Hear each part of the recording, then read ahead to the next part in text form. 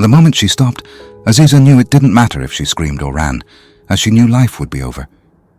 Azeezah, 28, worked in a small sewing shop in Oyo, Ibadan, but desired change. A little excitement. As she ate lunch, Azeezah thought there had to be more to life in Nigeria than this.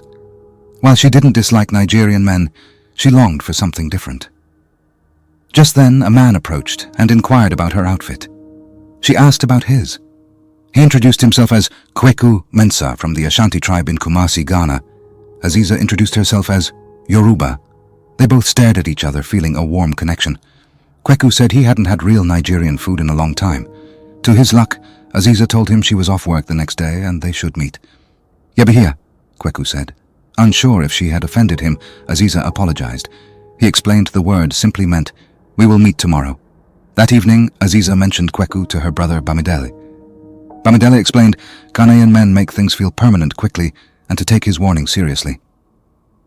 The next day, Azeezah and Kweku joked about jollof rice. She mentioned her brother's warning.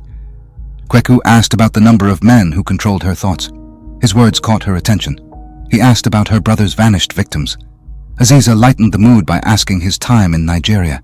He said 200 days. Azeezah was impressed as most visas last only 90 days.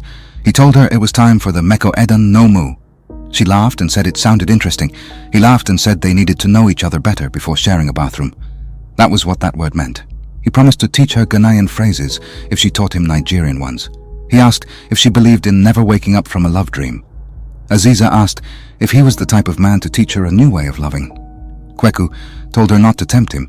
He might get a tongue ring, the kind meant for unforgettable nights behind closed doors. Azeezah didn't know what to say, outside of thinking this man was coming with heart and soul. She wondered if it was appropriate for him to come home and get to know each other. Then she thought a proper Yoruba mother would shout from the grave. Meanwhile, in the bathroom, Kweku spoke in a familiar voice, saying Bamidele was a fool to think he would come between him and Azeezah. Love had its own justice, which belonged to she and him.